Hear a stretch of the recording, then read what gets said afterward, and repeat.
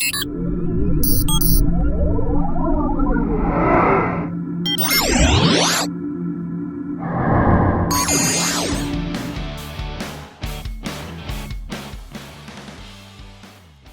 right, welcome to the Hurwitz Lab. We are very lucky to have with us Dr. Alan Segal. He is a physician scientist and a clinician educator in nephrology and physiology, with a special focus on electrophysiology of ion channels. And I can attest that he is a popular and effective teacher with an infectious personality, and he can draw you into the most challenging topics and discussions. He was a nephrology fellow at Yale and a faculty member at the University of Vermont, where he also served as a nephrology fellowship program director for over a decade. Alan has written numerous original publications, textbook chapters. He's received numerous awards and NIH funding. And while Alan has a pedigree, he is clearly not about preserving the status quo. Alan's driven to understand how things work. And we're lucky to have him here in the Hurwitz Lab today to talk about salt and water, and mostly water.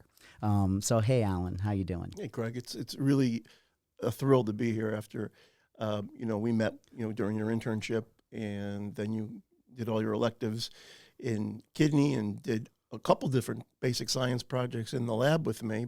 When you were an intern, you did a resident, you did a great project, and then you started patch clamping. Oh my God, I had so much fun. Remember the confocal microscope and all-nighters. Oh my God, we did do some all-nighters, but and it was because you at that point you were very tech savvy, obviously from your music, and what really the lab really benefited because I was writing computer programs mostly for linear data, but I wasn't doing imaging. And with your background, you're very comfortable with all different kinds of programs and formats. And so when we started to get image data, you had to step up on the image processing. Oh my God, I just love the equipment. Whenever I would give a talk, I would always show a picture of the equipment that you had in the lab, and it was like, why do I love these racks of gear and all these plugs and patch bays and everything? And then I would show a picture of my music equipment at home with Jack, my oldest son, sitting at the thing as a baby. Doesn't the audio rack, aren't they the same 19 They're inches? 19-inch yeah, racks. So the racks are the same. As soon as I saw your lab, I was like, is he recording in here? And you He were is recording. Yeah. And it was so much fun. Had so many fun memories. But oh my God, being in there with Mark Nelson's group when you first got there, right. And you were really looking at calcium sparks. Yeah. And some fascinating stuff about vascular smooth muscle, right. In kidney. Right. So vascular smooth muscle and epithelia. And we did see the first calcium sparks in kidney. I think we did. That was amazing. I think we did. Those were some incredible pictures, too. Yeah, they were. And I love that printer we had. Yeah, it was awesome. I mean, but everything that we had, I mean, what I liked about you're probably the only person I ever worked with that did this. Whenever I showed you something, as soon as you understood it, which was quickly, your first idea was, okay, I'm going to make this. I'm going to soup this up. I'm gonna give it the Craig treatment, yeah. And I'm gonna show Alan. Okay, remember that? And now we can do it this way. And now you push this button, and it's a button now. And I remember you introduced me. I was so blown away because I got into the lab, and of course, ion channels are all about statistics and analysis and heavily computer. You need really good computer skills, which I did not have. I was like a word processor guy, although I knew how to work music equipment. Mm-hmm. And you open up MATLAB and you have all these custom programs. And then I remember opening them up to kind of look at them. And it's the first time I ever saw code like syntax. Right. And I did not get it. But you soon did get it so well that you were writing those programs, and you basically wrote, you wrote what was called the lab suite. The lab manager. The lab manager, right. Which basically, using between some Microsoft applications and Origin, right. And MATLAB, you had integrated not only the electrophysiological signals that we were getting, but also the laboratory notebooks, the chemicals, right. How to make solutions, and the ordering. And not only that, it was like, I'll never forget it because I loved every aspect. I really learned about relational databases. Right. And not only were we able to track like the type of solution, it was like which bottle of solution. If we had 10 experiments that used bottle 2 of like one of our solutions, I knew, and then it didn't work in the next one, ones, I was like, well, did we make a new solution for that one? Right, which was Oh my very gosh. important because you even had a label maker. Right. So that the solution would be made. You couldn't make a mistake because you couldn't weigh out the wrong. If you knew how many millimoles of something you wanted, the program just told you, weigh out this. I mean, it was really, anybody could do it. And for years, all the technicians that came into the lab saved a lot of mistakes and a lot of time by having that. And then they were blown away by the fact that they could use this to make the solution all the way up to the label. That's right. It was really interesting. And it's so fascinating because I think today we're talking about a really interesting and confusing topic for a lot of people. And when it comes to ion channels, I think channels are really a great backdrop, and your background is a great backdrop to discuss this, because ion channels allow cations and ions to flow through the membrane. And what we're going to talk about today is really how water moves through the membrane and the effects and what are the problems associated with that. And the confusing issue with that, and I remember it was really you that taught me, about really water being this, the major problem, because we all learn about hyponatremia, which is our topic for the day, and the tonicity disorders. Right. But most people, even now, are still kind of confused by these names. And we're going to go into that in some detail, when we get to that. Is right. Yeah. I'm excited to talk about that because I think it is. Generations of students have been confused, and I'm sure even every day. I mean, there was barely a week that would go that I wouldn't see an attending. Yeah. Not a nephrology attending, but other attendings that were confused. Yeah. Yeah. So one thing I did want to get back to, and as you can tell from my history and us talking, you were one of my major mentors. I had two others. I had Arnold Copeland, who helped me get into med school, and he was a big, important guy in my life. Really helped me a lot find my way when I was confused about the future. Right. And then I had Mano, who I fell in love with during med school, and he was just a brilliant guy who tortured us with these terrible questions about infusing mannitol and what were the body, what was the makeup of the body after mannitol was infused. But he pushed you to think. I ended up coming up with the quadratic equation. I'm like, this can't be right, but I'm like, it is. It's the quadratic equation. Yeah, good for you. And then I got this question right, which he would never give you the answer to. He would just make you meet with him, and then he'd say, you got it. Right. And if you didn't, he'd be like, shoo off and keep at it. Right. And he was fantastic. Great teacher. And then, of course, you were so important to my falling in love and really, really getting a deep learning, which I think changed me as a clinician. Like, those years in the lab were so important to making me the person I am and the nephrologist I am. I think it's pivotal. I think that my experience of having a lot of fellows who never did, I mean, I would say that of all the fellows that came to the lab, none of them had any research experience before, certainly not in ePhys. And one of the things I think that they were pleasantly surprised by is they thought, in terms of passing their boards, that the clinical year would be the key year for them. And they were surprised to find out pleasantly that by coming into the lab and really talking about the fundamentals of physiology and how things worked, that all the stuff that they could list of the causes of an RTA, a renal tubular acidosis, without really understanding the mechanism, started to come out and crystallize for them.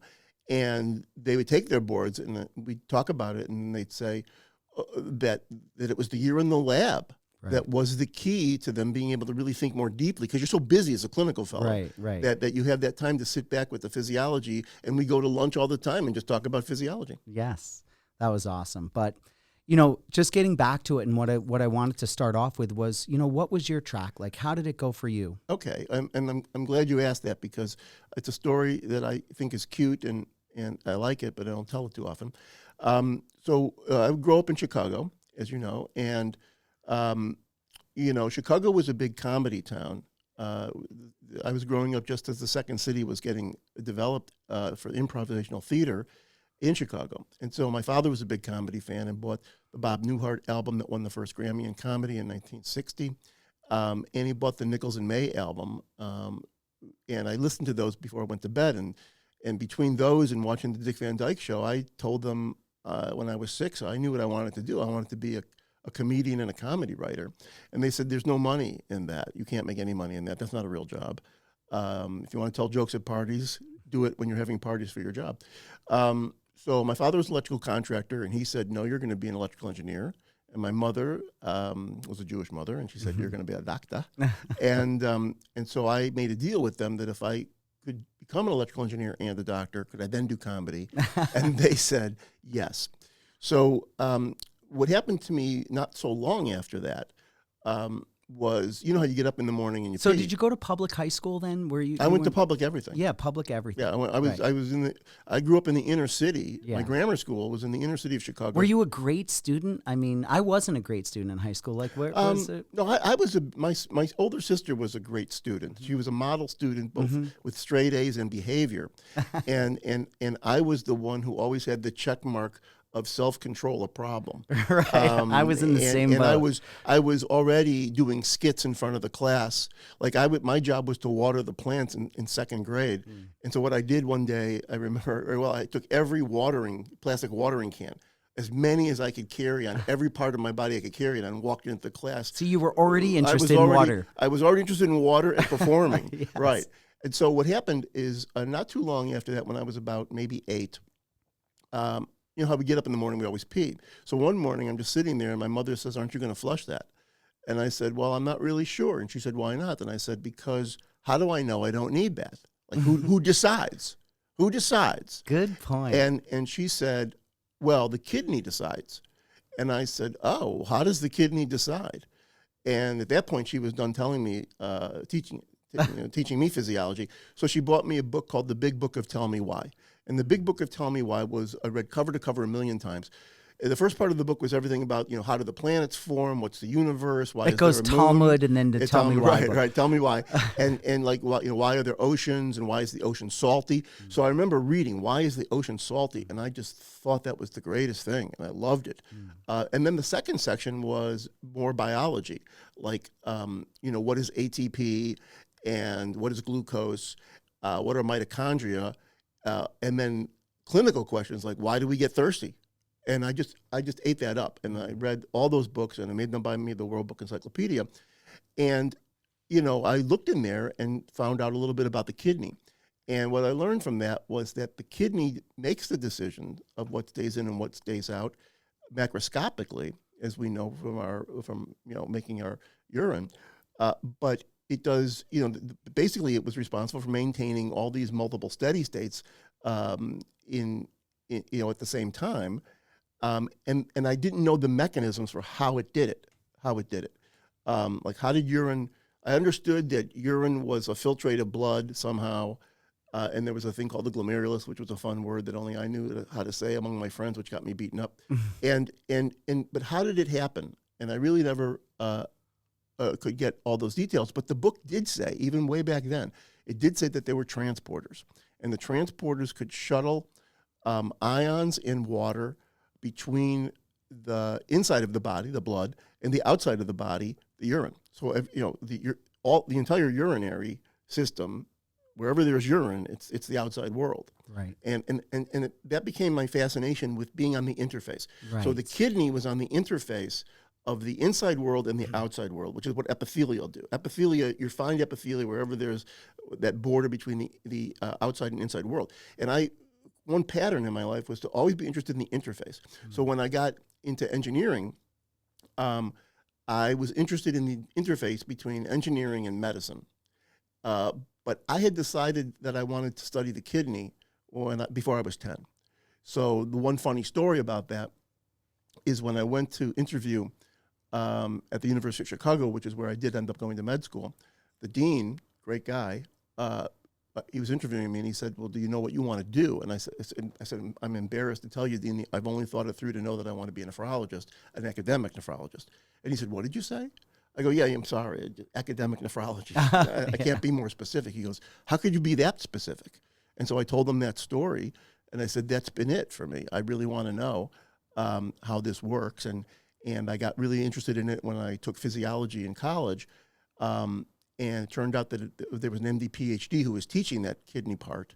And that MD PhD got his MD PhD at the University of Chicago. So as soon as the dean found that out, I think I was in good shape. So the engineering, though, that was your undergraduate degree. Yes. Well, I mean, you were talking about mentors. I would say that if I had to name actually the only mentor I've had, where when I say only mentor, I mean not the person who was put in a position of a mentor, but the person who actually functioned as a mentor, is my older sister. Right. Oh, that's interesting. And there's 4 things I would think worth mentioning. Well, I would first say a mentor is someone who you look at them and you say, I'm inspired by that person, and I want to be like that person is. And that's what I saw in the people I describe as mentors. Yeah. They were someone who I said, that person loves what they do. They're passionate about what they do. I want to be like them. Right. Person. You want to emulate them. Yes. And you respect them. Yeah. So the one person in my life that has been that person is my sister. She's 2.5 years older than me. I have a brother who's 2.5 years younger than me. What my sister did was 4 things. When we were young, and she knew I was a behavior problem, she told me that the family was going to run out of money before my younger brother could go to school. So he was never going to be able to go to school.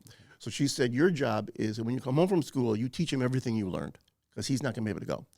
And what she did there was she gave me the lesson of where I learned, if you really want to learn something, you teach it. And so I taught my brother, and I fell in love with teaching. And so it was very powerful, because not only was I helping him understand things, I was understanding them. And to this day, if I really don't want to understand something, I teach it. Put a talk together. Exactly. So the second thing that my sister told me later on, when I went to high school, and all my friends were going and playing basketball and football, and I was kind of a smaller guy, my sister said, go out for gymnastics. And so I was terrible, but I worked really hard at it, and it gave me the idea that you can be terrible at something, and if you want to do it, and you're passionate about it, and you work hard, and you have some good coaches, you can really do a lot better. And I made tremendous strides as a gymnast. And when my sister saw that I was actually turning into a decent gymnast, she said, do you want to be a better gymnast? So this was the third thing she told me. I said, yes, I want to be a better gymnast. She said, take physics. And so I don't know if I would have taken physics without that. I just wanted to be a better gymnast. So sure enough, taking physics did 2 things. One, it made me a better gymnast. And 2, I knew then that here I saw the sciences as the way where I could put my 3 interests, kidney and physiology, teaching, and specifically science, and comedy together, weirdly. And so then I went to the University of Illinois as an electrical and biomedical engineer. And one interesting thing that happened is I went to graduate school, and there's an exam. The hardest exam I ever took was called the PhD qualifying exam. So you're trying to get a PhD, and to do that it requires 3 things. You have to take the coursework, write a thesis, but you have to pass the qualifying exam. Right. Yeah. And it was the hardest exam ever. But what was interesting is on the way to my advisor's office to talk about the exam, I knew that my strengths were control systems and circuits, and that my worst was electromagnetics by far. So I figured I'll do my thesis in control systems. I got to his office, and he said, well, good news, you passed the exam, and you really did well in control systems and circuits, so I'm sure you want to do your thesis in that area. And I said, what did I do the worst in? And he said, oh, you did the worst in electromagnetics. And I just blurted out, I'm going to do my thesis in electromagnetics. And so I did, because I figured if I didn't do my thesis in electromagnetics, I might never learn it. So then I did that. And, since it was electromagnetics and you learned a lot more about Maxwell's equations and the real physical nature of things, and how, when you learn quantum theory and the wave-particle duality, it solidified my interest in biological electricity. And that's when I decided ion channels were where it was going to be, because, learning Ohm's law as an engineer, the idea is that the world is flow. And in electrical circuits, current is the flow, and that's what the power company charges you for, because that's the stuff. And flow requires 2 things: a driving force, which is a voltage for electrically, and permeability, which is conductance or resistance in an electrical circuit. And it turns out that ion channels work the same way, and so does a lot of things, cardiac output. So everything is flow, and flow is a good way to live your life. And so I really, if there's 2 things I'm dedicated to in life, if somebody says, what are the 2 things that sum up your interest? it would be flow and steady state, which is why I'm glad we're going to talk about that today. And the other thing that happened to me is when I went back to Chicago. Even comedy is about flow. It is. And so it's good that you are right there with the good segue, because when I went back to Chicago, I was downstate in Urbana-Champaign for the college and grad school. But when I went back to the University of Chicago, one of the reasons I loved being at the University of Chicago was because that was the birthplace of what became the Second City. So it was the University of Chicago kids who formed the Compass Players that was in the late 50s that became the Second City. By the time I got back to Chicago, Second City was in full swing. As a kid, I had gone and seen John Belushi at Second City, I was in the audience, and I saw Bill Murray selling pretzels outside. And his brother Brian Doyle. So it was interesting to be back, and I decided that it would be easier for me to learn how to talk to patients if I could improvise. So I took improv classes and workshops. Cool. And the first thing I learned, and this is worth telling, the first thing they teach you in improv classes is about a concept called Shoshin. And Shoshin is a Japanese word that means beginner's mind. And there is a saying that, in the beginner's mind, there's all sorts of potential. In the expert's mind, there's few. It's more narrow because you've got preconceived notions. So whenever trying to understand something, I would train myself to go to Shoshin. And that's where hyponatremia comes in, because when I first learned about hyponatremia, I said, this doesn't make any sense. It's time for Shoshin. So doing the improv. Empty your glass of water. Exactly. Doing the improv for the first couple of years of med school, because once the call started, it was very hard to do. I learned probably the most key lesson for making progress in my learning and teaching.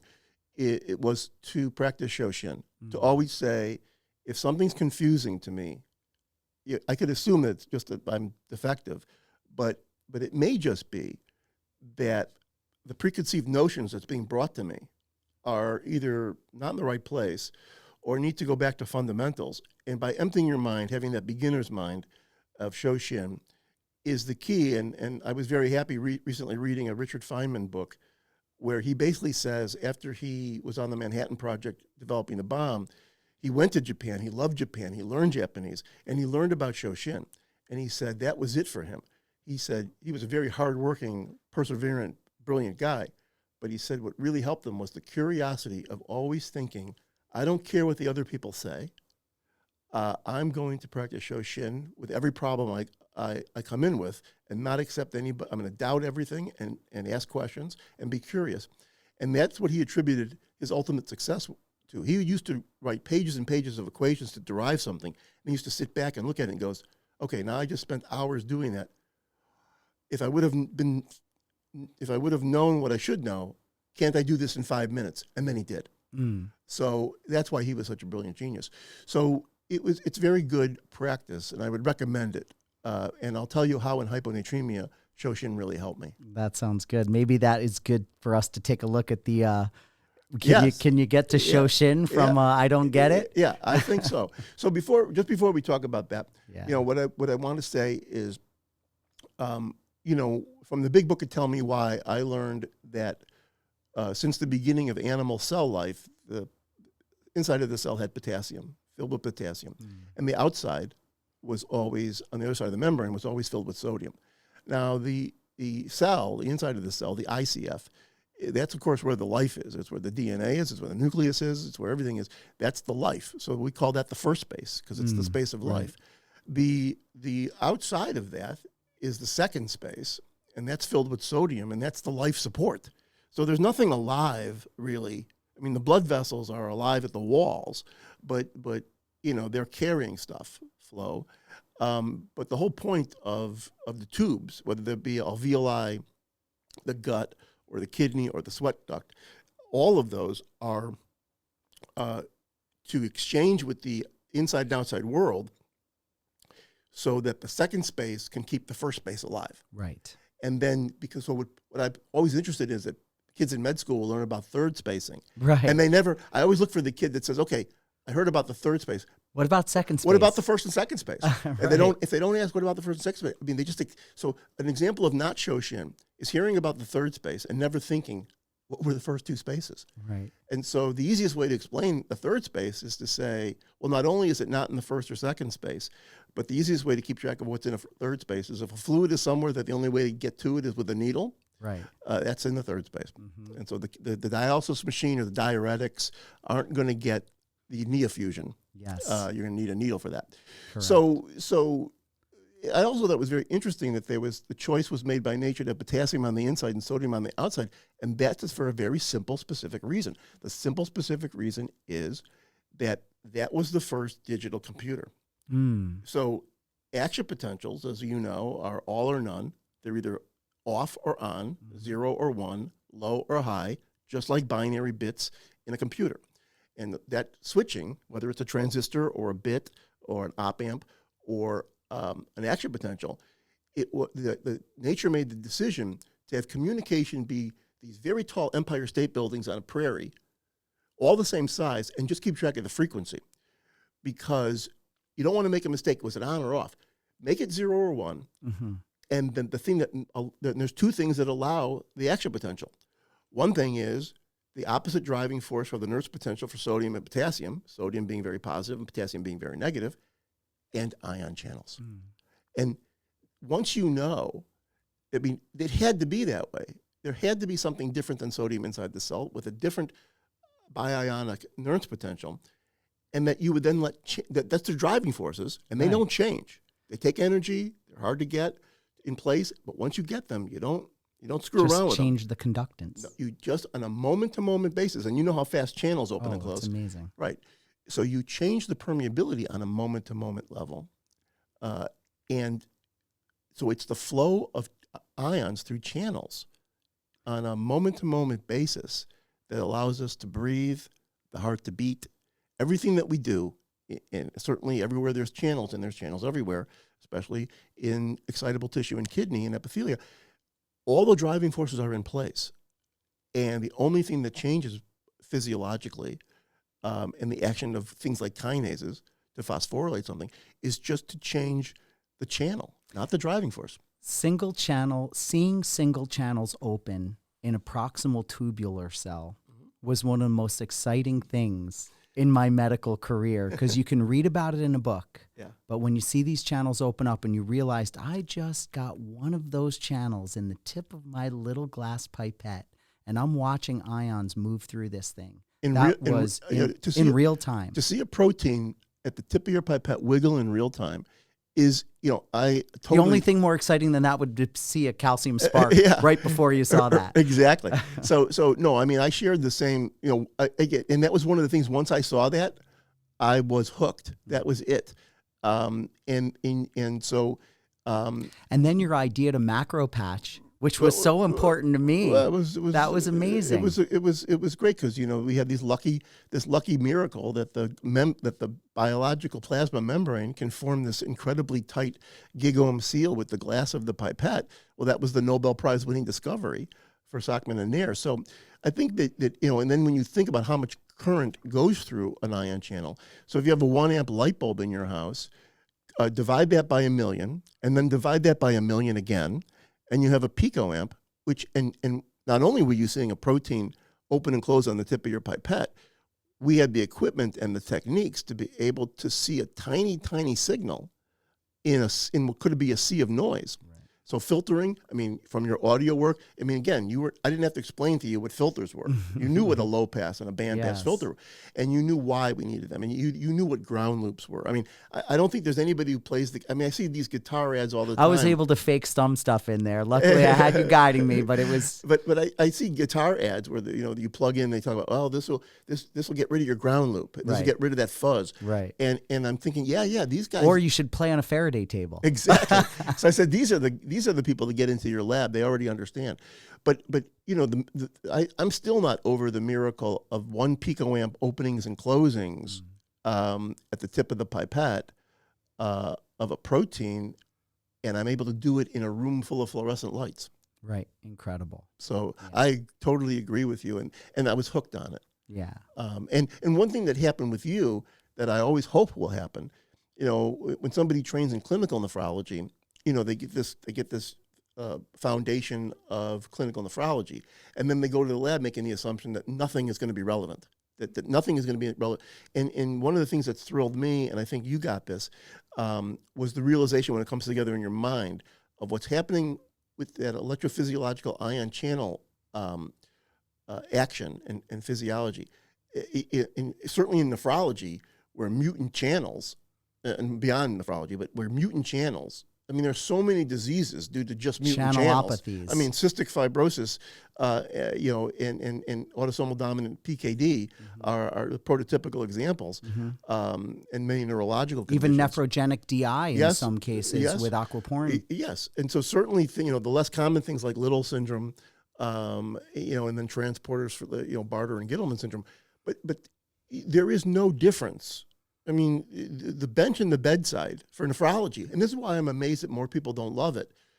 Anybody who loves the idea of the bench and bedside, and again, that's the idea of this podcast. Right, that's another. How do we excite people about nephrology? Right, and that's another interface, the bed bench interface, and I want to be on that interface. But if you want to be on that interface, the distance between recording ENaC in our lab and seeing a patient with Little syndrome, there is no difference.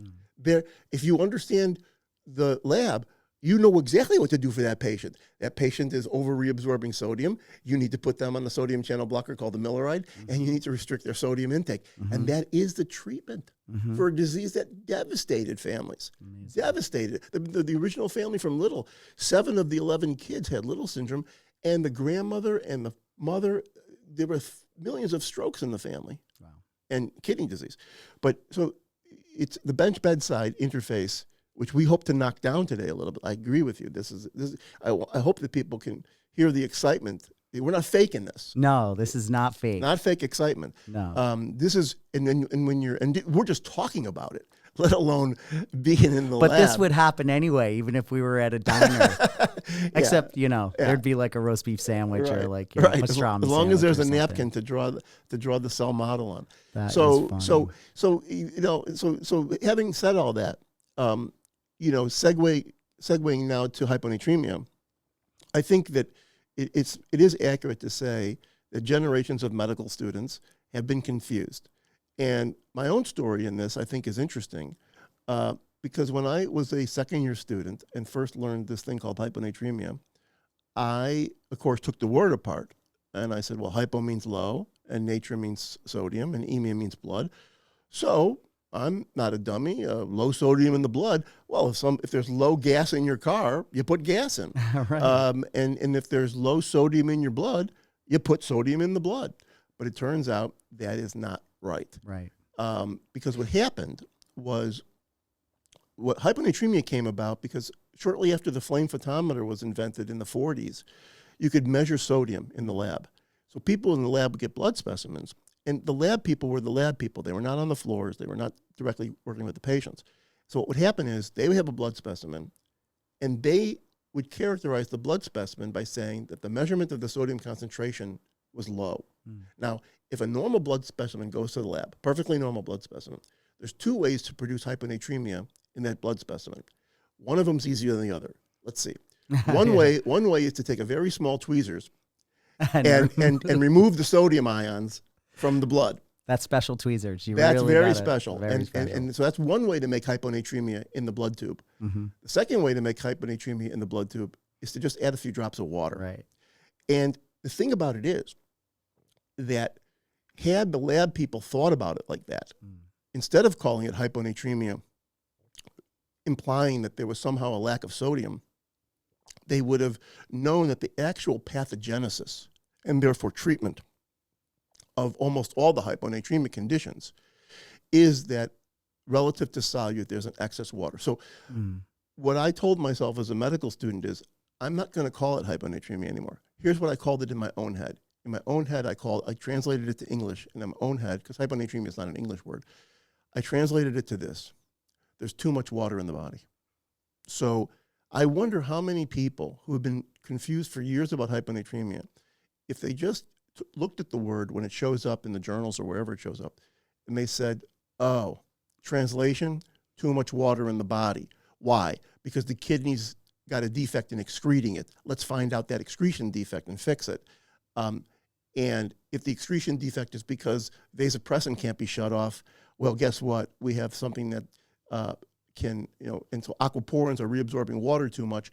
And even though it's not easy to block aquaporins because mercury blocks them, but that's toxic, we now have receptor blockers for the ADH receptor, which basically cause the kidney to excrete the water that it's not excreting in people that have SIADH. So even by thinking simply, as simply as it can be, because hyponatremia also is an ECF measure. You're getting the blood out of the ECF, but it's not an ECF thing. It's a total body thing. So it really puts you in a bad place. That is going down road after road of wrong road.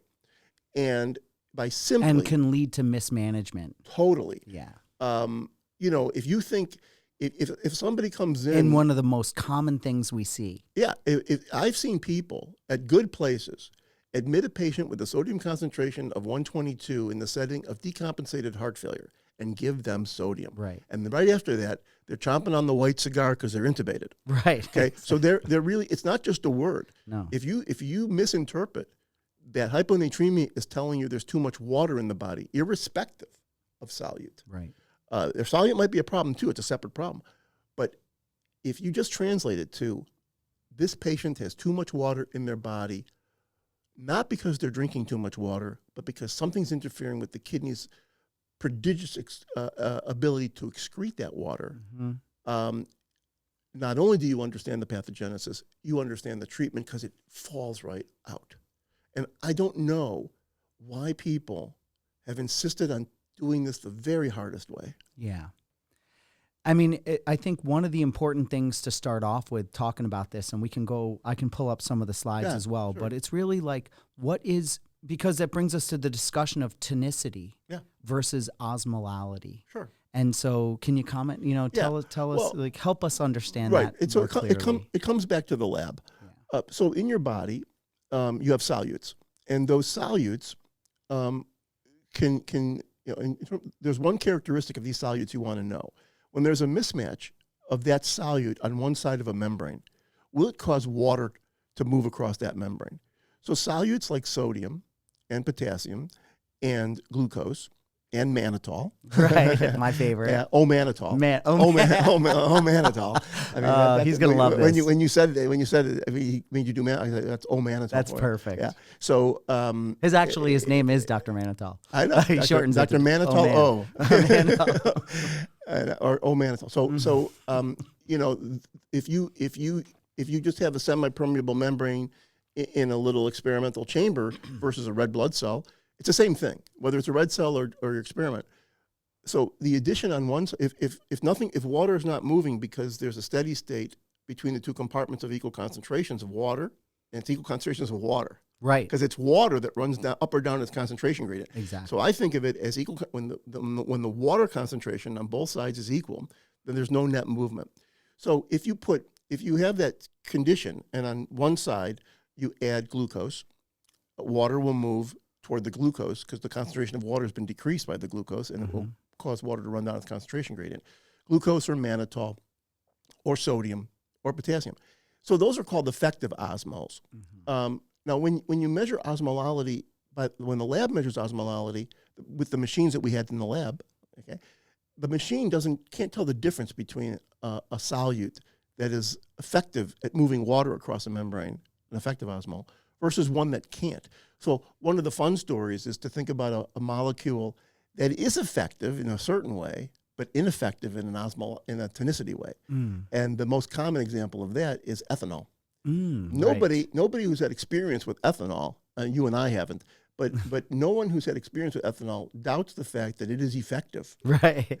It is effective, and the reason it's effective is because it enters the cell, and therefore there is no net concentration gradient and no net movement of water. So it gets into the cell in the neurons, and that's why you feel drunk. And because it gets in and doesn't have a gradient across the cell, there is no net water movement.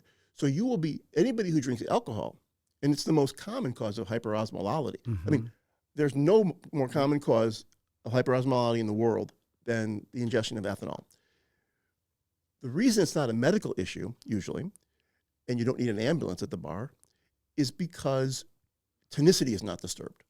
So ethanol is very effective at having you have fun, but completely ineffective at making water move.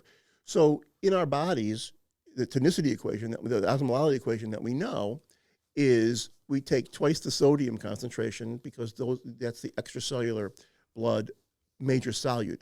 But to be honest, they should count the potassium. They don't. They ignored the potassium because 140 sodium concentration was much bigger than 4. Right. But you know what? I don't think it's why should you ignore it? Is it hard? You know, it's like, you know, we have cars that do all these things and they can keep track of whether your seatbelt's on or off and the engine can go. Right. Why eliminate that? And the second one is your extracellular glucose, and that's the second term. Both of those are the effective osmoles, and that's tonicity. And then the third osmol that is in part of the equation and what the machine will measure, if there's no alcohol on board, will be the urea, the blood urea nitrogen.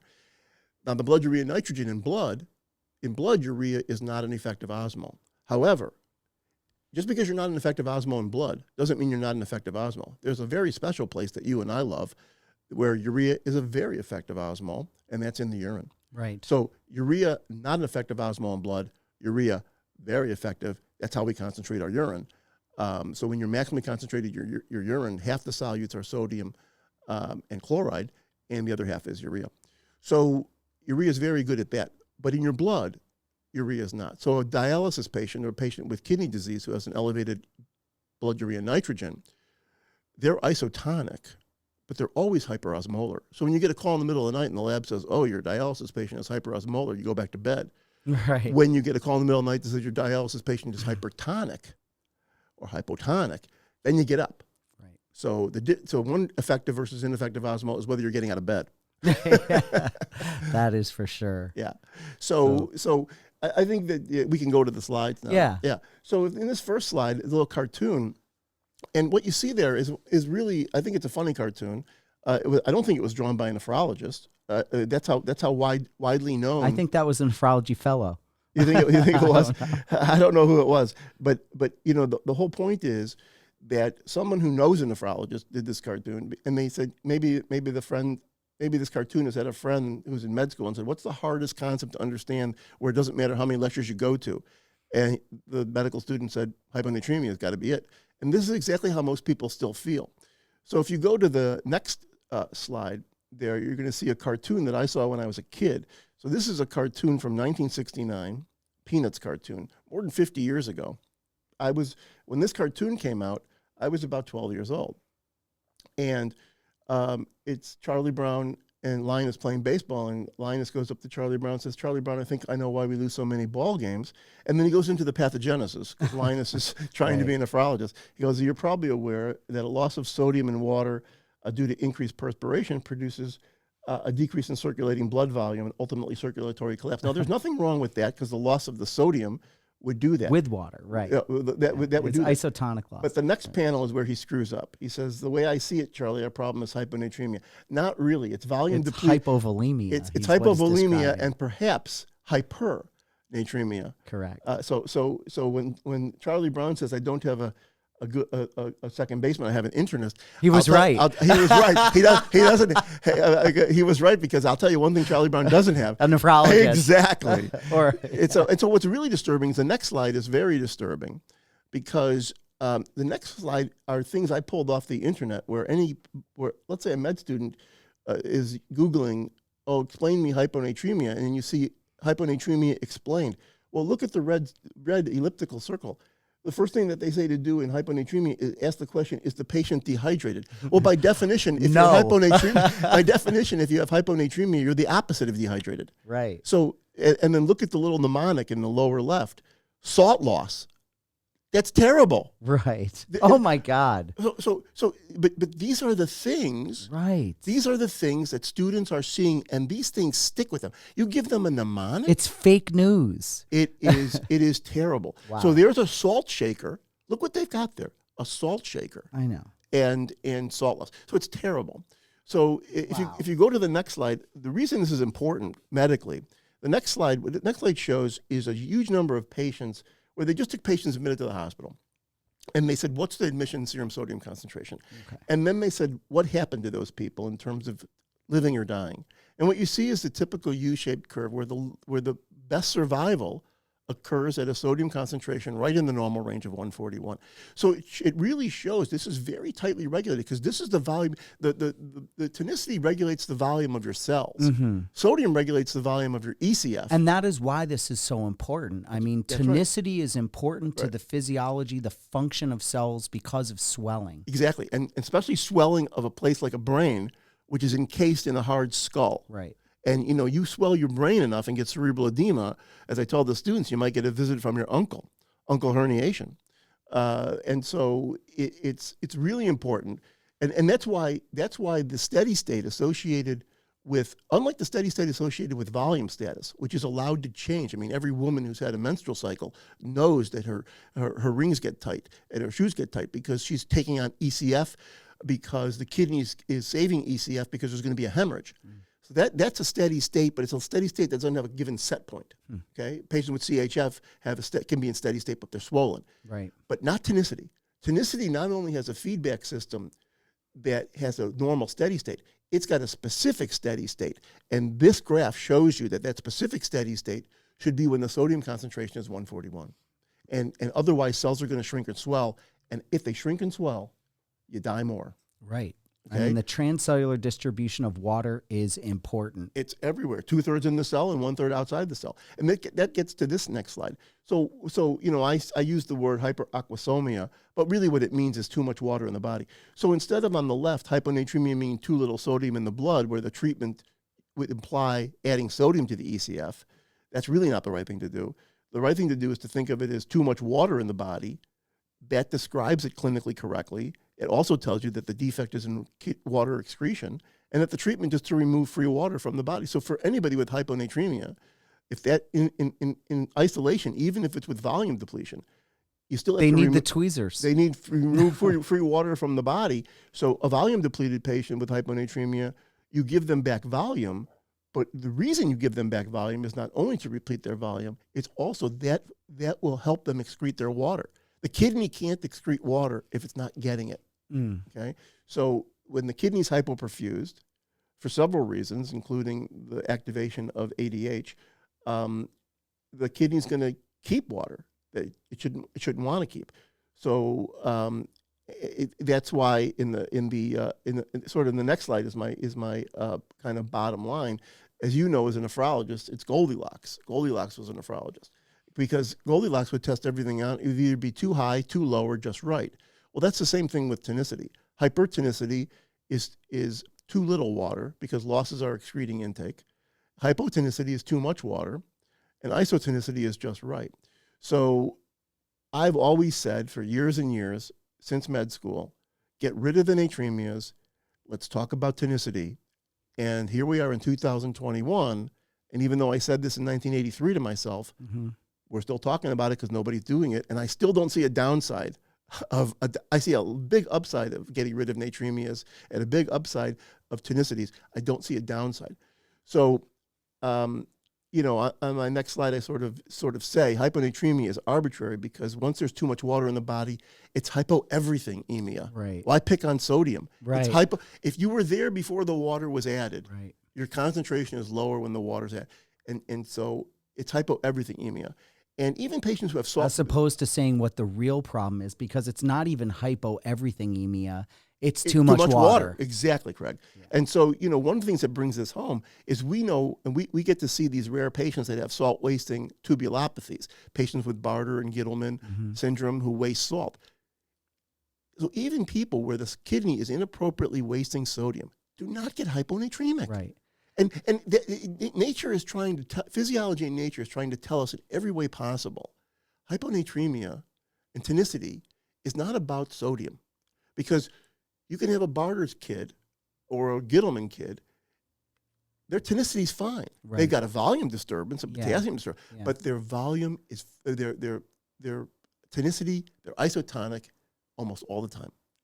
This is perfect because this, I think, before we really get into it further, let's talk about the body's ability to regulate tonicity.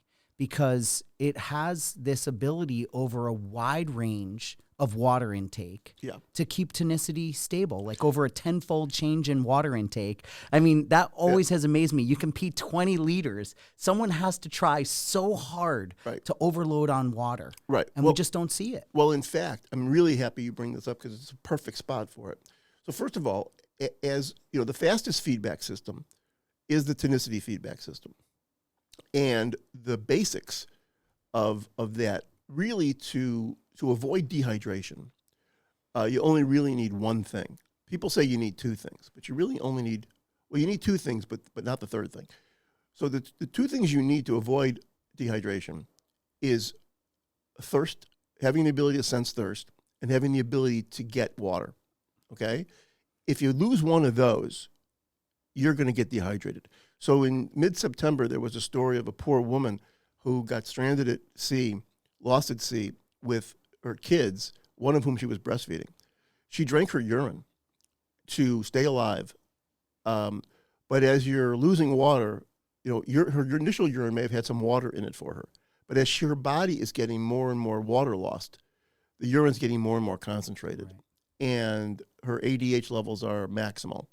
And at some point, there's no more, the urine looks like the sea. There's no water in seawater. There's no free water. There's no free water in seawater for you and me. Mm-hmm. And there's very little free water in urine, and it goes away fast. Mm-hmm. So she died. All right. And she didn't die because she couldn't sense thirst. And she didn't die because her ADH didn't work. She died because she couldn't get access to water. So as you had just pointed out, what I teach the students about the loop of Henle and you know, when I went to school and learned, every time I learned kidney, whether it was college or med school or fellowship, you went along the nephron. You learned about the proximal tubule, you learned about the loop of Henle, you learned about the distal tubule, and you learned about the collecting duct. That's totally the wrong way to teach it. You should start at the hypothalamus, Well, where the osmoreceptors are. Yes, but not only that.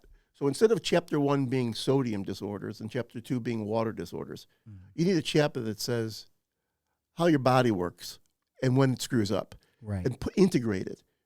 Reading these chapters separately is ridiculous. It's like having a separate chapter on your mother and a separate chapter on your father. They're your parents, right? Okay, you don't send them separate invitations to your wedding, and so that's how kidney has to be taught. So when I teach the students about this, I teach them. I never present the loop of Henle without presenting the collecting duct right next to it because these are married. So take, for example, a true story about me. So you may not know this, but when I was younger, I was a tennis champion. And I remember being at Wimbledon center court, 120 on the court, and I'm sweating a lot. There's tons and tons of water for me to drink. I'm getting thirsty. There's tons of water for me to drink. But there's not a bathroom in sight. And the reason there's not a bathroom in sight is because my ADH levels are so high that I'm making a tiny amount of concentrated urine. I don't have to pee. I have to drink to replace my sweat losses, but I'm not making any urine because I'm losing all that sweat. My ADH levels are high. So the loop of Henle, at that point, when you go down the loop, urine gets concentrated, and the loop of Henle looks like a ridiculous thing. I went down the loop and got concentrated. I went up the loop and got diluted. And every med student goes, waste of time. It's like, it's like a U-turn. It's a wash. It's a cul-de-sac. It's a wash. It's a wash. it's like the body's cul-de-sac. Right. You know, like you got to go back out on the road. And they go, what's the point? What's the point of doing all that and using all the energy? And the point is there is no point if you don't write the collecting duct.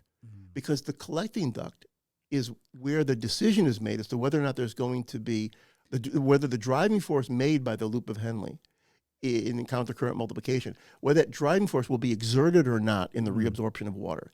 If ADH is turned off, then it doesn't matter how concentrated that loop is and the medulla is. If ADH is turned off, any water made by the reabsorption of solute in the ascending limb of Henle and the distal tubule is going to be in the urine. And I think, it is interesting, and I love the communication between the brain and the kidney. Yes. And the kidney talks to every organ, and it is really amazing. But also remember the communication between the kidney and the kidney. So the loop of Henle, the loop of Henle is nothing without the collecting duct, and the collecting duct's nothing without the loop of Henle. Right. They need each other. I mean, the loop of Henle sets up all the driving forces. So here's the thing. So as I'm winning Wimbledon, these are your two things. There's flow and there's conductance. Driving force and permeability. That's it. So as I'm winning Wimbledon, there's no bathroom in sight. My ADH levels are high, and I'm making a small volume of concentrated urine. Now I win. Now, as you know, it takes place in the UK, and they have these things called pubs. So now that I'm the champion, we go out to the pubs. Now in the pubs, it's much different than center court. First of all, we're all drinking a lot of hypotonic stuff, because if you're drinking, anything you like to drink is hypotonic. Now, there's bathrooms everywhere, okay? Right. Because now we're all drinking this great beer, and we are immediately diluting our bodies. ADH is completely shut off, because otherwise we'd get hypotonic. ADH is completely shut off, and we make a large volume of dilute urine. And if you can find a pub without a bathroom, don't go there. Right. So how is it possible that from the afternoon I could have the same loop of Henle brain, hypothalamus, pituitary? How could I be the same guy with the same pituitary, same loop of Henle, and same collecting duct, where I make a tiny amount of concentrated urine in the afternoon when I'm winning Wimbledon, and make a huge amount of dilute urine that evening? And the answer is simple. The loop of Henle hasn't done anything different in between afternoon and night. The whole difference is ADH was maximally pedal to the metal during the tournament and was completely shut off at the pub. And because the loop of Henle and the collecting duct together, even though the loop of Henle is just doing its thing, the collecting duct is completely different. Yes. And the reason the collecting duct is completely different has nothing to do with the collecting duct, except the hormone ADH is either there or not there. And when the hormone is there, what happens in the collecting duct? And why does the permeability for water change? Well, first let me say, let me start by answering that of what happens when ADH is not there. Okay, so for many years, and certainly when I was a student and even later, people wondered, how is it possible that the only exception to the rule, a lot of people were taught, water follows salt. Anybody who thinks that has not been introduced to the loop of Henle or the collecting duct. The question always was, what does the loop of Henle have, the thick ascending loop of Henle have, that allows solute to be pumped out but water stays behind? Why is the ascending limb, once you make the hairpin, it's water impermeant? Right. And everybody said, what has it got? It's what doesn't it got? And that's the key. As the old Gershwin song goes, it isn't what you did, it's what you didn't do. That's right. And so we were always asking the wrong question. It goes back to Feynman Shoshin. We were always asking what do we have in the loop of Henle? And the loop of Henle, it's what they didn't have, and you're intimating, and you're right, what the loop of Henle doesn't have in the ascending part, and what the distal tubule doesn't have is it doesn't have aquaporins. The early distal tubule. So from the hairpin loop going up until the end of the early distal tubule, which ends when the thiazide-sensitive cotransporter ends, there's all this removal of solute by the triple transporter in the loop and the double transporter in the early DCT that remove solute and leave water behind. And that's what makes free water. So that water is going to go out unless the collecting duct decides otherwise to keep it. But this is what happens. So the absence of aquaporins. So when Peter Agre in the early 90s discovered aquaporins and subsequently won the 2003 Nobel Prize for that discovery, I remember talking to him about this. How did it happen? And he was an ophthalmology person, researcher. And he had this thing called CHIP28 in his freezer. And it was something that it had somewhere in red cells or in eyes. It was red blood cells. Red blood cells. Yeah. And they didn't really know what it was. And it turned out that, by doing some experiments with this thing in the freezer, CHIP28 turned out to be aquaporin 1. And they did it in oocytes. Yeah, they took advantage of tonicity. So what they did, as you're saying, and you know, they took to test the assay that they used to test whether CHIP28 was an aquaporin was called the exploding oocyte test. It was called the ruptured oocyte test. If you take oocytes, so oocytes, when the frogs lay them in the pond, have a follicular membrane that allows them to handle all sorts of tonicity without a problem. In the lab, we remove the follicular membrane, defolliculate them to get to the plasma membrane, and they're very fragile, and now they're going to swell and shrink depending on the tonicity. Mm-hmm. So what they did was they took oocytes that we would use to inject channel proteins in, defolliculated them. Instead of ion channel proteins, they injected them with either water or the CHIP28, and then they made the bath hypotonic. Now, if the bath is hypotonic and you inject water, okay, not much happens because the membrane still doesn't have much of a water permeability. But if the CHIP28 is forming aquaporin 1, which it does, then once you put the cells in the oocytes in the hypotonic bath, water rushes in and the cells explode. And that was a science paper that led to the Nobel Prize. Amazing. Yeah. And so it was just driving force and permeability. And that was aquaporin 1, and that's the ubiquitous aquaporin that's everywhere.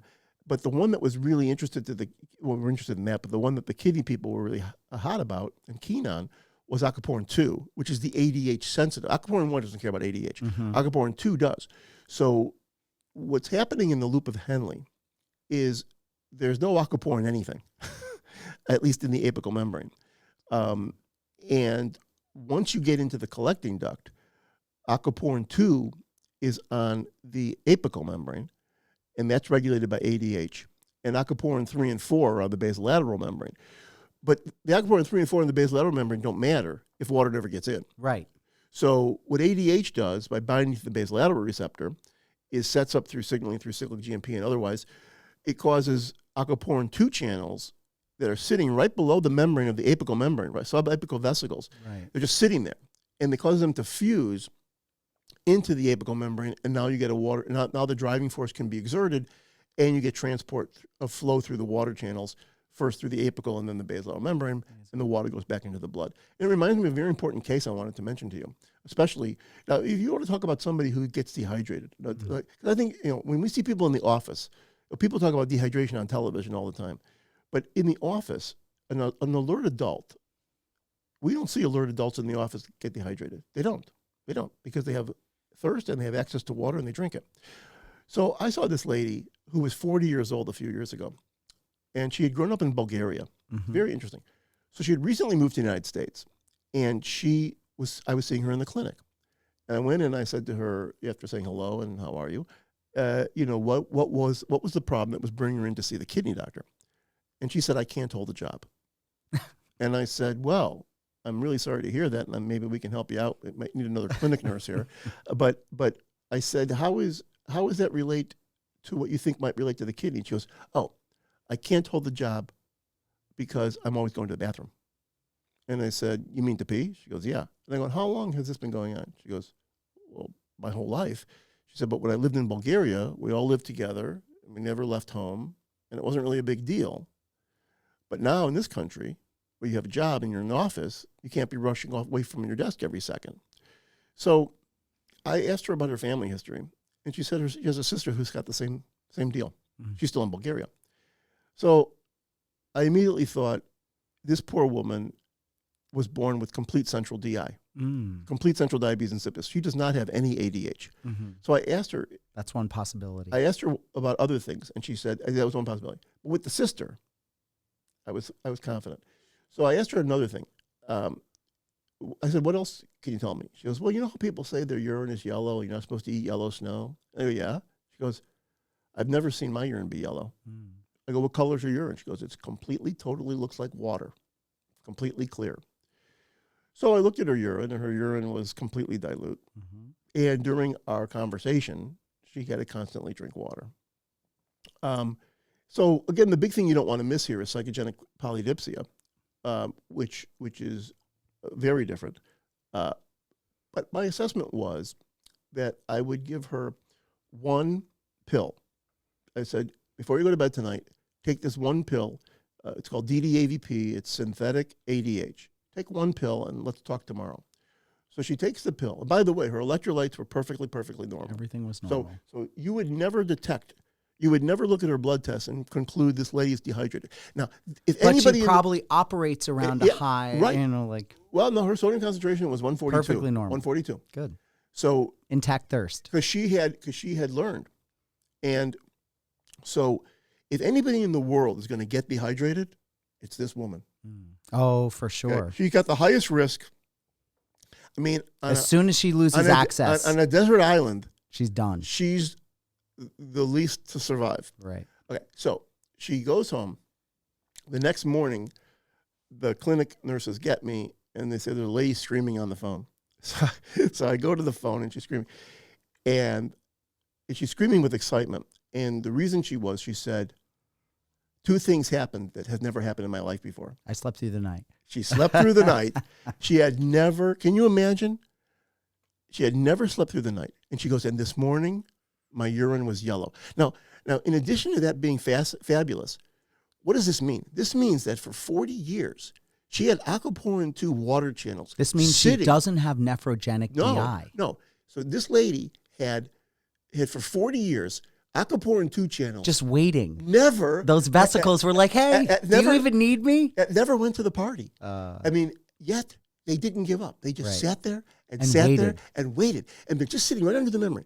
And they waited 40 years, and then one ADH pill, boom. You're right. They're trafficked in. And so her whole life, so I can, so my assessment was, can't hold a job because she can't hold her urine. Right. That was the assessment. Right. And in follow-up, so she learned to take insufflated, nasal spray. Yeah. 1 or 2 sniffs a day is all she needs. And she lives a normal life. But I was fascinated because the one thing I wondered about for 40 years of undiagnosed and treated central DI, complete central DI. Right. I mean, her urine osm was 36. Wow. Okay. That was amongst the lowest I've ever seen. That is dilute urine. Dilute urine. And yet those Aquaporin 2 channels that you brought up, they were waiting, Craig. Yeah. They were waiting. Is that physiology? Is that fantastic? Yeah, that's amazing. They were just waiting. And a lot of things after 40 years of waiting would give up. That is for I mean, sure. the only thing that doesn't give up after 40 years of waiting is the Jews walking in the desert. So Aquaporin 2 channels and Jews lost in the desert. Won't give up. That is funny. But like I said, the real important part of this case is not only the fascinating physiology, but also of all the people I've ever met in my life, she's the highest risk to get dehydrated. Yeah. And she wasn't. Yeah. Because your ultimate protection against dehydration is thirst and access to water. And ADH is convenient, because it's nice to have, because your bladder is a purse you wear on the inside. So it's convenient to store up your urine, so you don't have to stop every 5 seconds and pee. But ADH is not critical for life. It's critical for a convenient life. But I see what so ADH, thirst and access to water are sufficient. They're necessary and sufficient. I think this is interesting because talking about hypernatremia, people get it. If you ask most people what's going on in the setting of hypernatremia, they're like, oh, they need free water. So why do you think? What happens when we go the other way? Why do they all of a sudden lose this concept that it's a water problem? Well, first of all, I totally agree with you. And it kind of, there's no logic. And I think the other thing that's interesting to think about from a physiology standpoint is like hypernatremia is always hypertonicity. Yes. But hyponatremia could have multiple tonicity associated. And I'm going to actually mention that right now but that's why you're just making another argument for why the natremias have to be gone. And it's funny. It's like you show somebody a heater and air conditioning in their home. I understand the heating, but I don't understand the air conditioning. I mean, there are two sides of or you show somebody a quarter. Right. I get heads. Yeah. But what's this other side? What's tails? Yeah. So it's weird. And so the three things on this slide that I want to mention, because you brought it up. On this slide On right that, here? on that I'm slide, going to put the slide back up. So on that slide, Okay. so if you look at the first thing in bold, it says acute water intoxication. So you were mentioning the capacity of the kidney to excrete water. And it turns out that the kidney can excrete 800 to 1,000 milliliters per hour of water. Wow. That is so think about it. There's 24 hours in a day. Your kidney can excrete 24 liters a day. That is a of lot water. of beer. And you're not, and most people aren't going to drink that much. But there are several conditions where hypotonicity becomes life-threatening, and that's called acute water intoxication. It's another name, but what acute water intoxication means is it means that the person is taking in water faster than the kidney can excrete it. And that happens at these fraternity hazing disasters you read about. Right, yeah, we had one here in Plattsburgh. A kid died. Horrible. When somebody makes the kid put their mouth on the keg, water drinking contest, there was a lady in L.A., it was called Win a Wee for Wee. Remember those Wees? Yeah. So she wanted to win a Wee for her kids. And the contest at the radio station is crazy. The contest was who can drink the most water without peeing. And the lady who wins, first of all, she's a lady. And when you're female, females are much more likely to become hypotonic, and it's much more dangerous for them to become hypotonic. And they're much more likely to get a complication of correcting the hypotonicity too fast. And we don't know why. I mean, take things like ecstasy at the raves. Men and women both use ecstasy. Only the women. All the cases in the literature, you don't see a man with ecstasy coming to the ER. It's always the woman. So and the women have a more exuberant response to thiazides. It's something that's definitely having to do that men don't have that women do have, unfortunately. And so this lady was a woman, and she's drinking all this water, and she's a mother who very likely was on an SSRI. So she couldn't shut off ADH all the way. So what happens when you take a woman, force her to drink water without peeing as much as she can to win the thing, and she may not be able to shut off ADH? You get what she got, a headache on the way home followed by herniation. Oof. Okay? And then marathon runners, they can, it's not quite the same thing, but anybody gaining weight during a marathon has to be stopped. Because if you're gaining weight during a marathon, it's free it's water. always water. Yeah. So I've run a lot of marathons. I start the marathon After your tennis awards. I've run a lot of marathons, and here's my routine. I make sure I never gain any weight, and the way I do that is I start the marathon. After about 3 blocks, I get on the bus, and I don't take any food or water with me on the bus. And by the time I get to the end, the bus drops me off a block from the end, and I run. I haven't gained any weight. But that's the way to run a marathon. That is the way. Okay, and so it's true now in these tents. So any marathon has medical people, and we have ways of making sure that we weigh them during the race. So the people who die from marathons, from either what's called non-cardiogenic pulmonary edema or water intoxication, are almost always women, are people that may have taken a non-steroidal, which interferes with water excretion, people who may also be taking an SSRI, and people who are not the world's best runners. They may be in pain, and pain stimulates ADH, and then they're always drinking water and gaining weight. So anybody, person, woman, man, whatever, who's gaining weight during a marathon are stopped. And then there's always 3% hypertonic saline, which is a dose of negative free water, available. And the emergency treatment in a marathon is if someone's not feeling well and they've gained weight, you don't even ask any questions. You inject them with 100 mils of 3% and send them to the hospital. So on the way to the hospital, they get you don't know anything except they don't feel well and they gained weight. You immediately give them 100 negative mils. Water. Yeah, a negative water. So that's the acute water intoxication. Another reason that hyponatremias get terrible is because we had to learn in school and on board exams about this thing called pseudo-hyponatremia. Now, if there's anything worse, if you just thought you couldn't make hyponatremia worse, then make it fake. Make it fake. And so there's no such thing as pseudo-hypotonicity. I mean, your tonicity is either low, normal, or high. Right. And so there would be no pseudo. And so I don't like it. And then getting to what the poster is about is this thing called, this is very confusing for people, translocational hyponatremia. Now, even if somebody learned that hyponatremia means too much water in the body, translocational hyponatremia ruins that. I know, right. Okay? Yes. Because people that have translocational hyponatremia, as we're going to talk about in the poster here, is water is moving across the cells because there's an effect of osmolality there. And what's happening is the person's tonicity is high. They're actually dehydrated. And yet the word hyponatremia is being used, and now we have to say translocational. I only can imagine that people that write board exams like these words. Right. So did you not find in your growing up, did you not find, if hyponatremia wasn't bad enough, what did you think when you first had to learn about pseudo and translocation? Yeah, no, I thought it was terrible. I mean, I think it was ridiculous. And I mean, you learn the usuals, like, oh, are they lipemic, like to beat the band, like what's happening? I mean, you go over the usual things for pseudo, or like, do they have myeloma or proteinemia, you know, something in their blood. But what's their tonicity? Right. No, that's right. Exactly. They're hypertonic.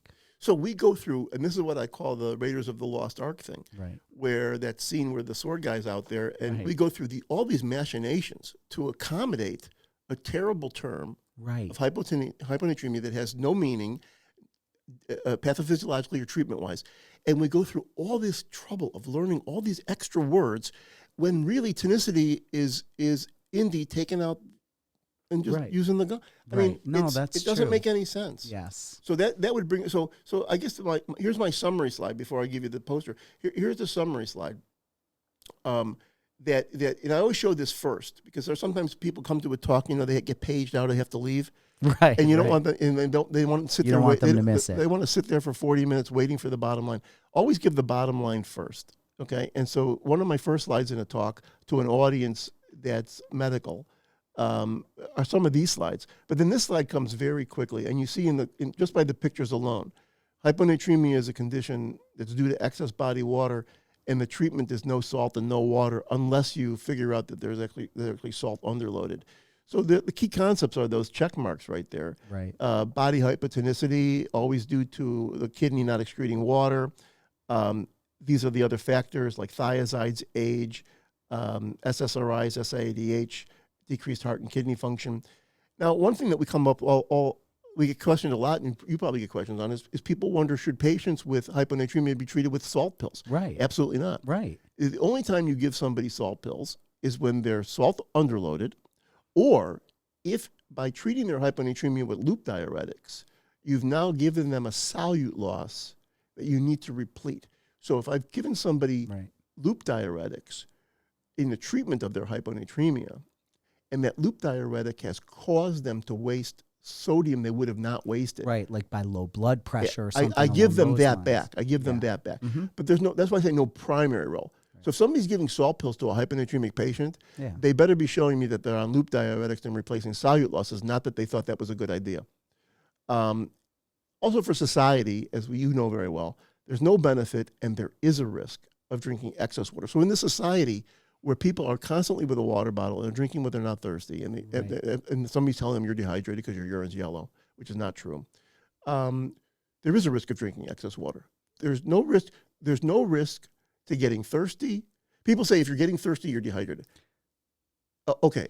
And if you're, so you should put a coat on for hours before you go outside, because if you get cold outside, it's too late. For our lay people listeners, you know, water intake is a question I get a lot from patients. How much water should I drink, you know, under normal circumstances? And of course, we have patients with heart failure where we have to limit how much fluid they're taking in. But my answer to them always is obey your thirst. Exactly. Yeah. And so the best advice and this holds for the large majority of regular people. Right. Okay. Regular people, you know, and we get a lot of things. Well, I'm dehydrated. I always drink a lot of. Patients will come in and say, "Doc, you got to do something. I'm up all night peeing." And I go, "Well, do you drink a lot of water?" "Oh yeah."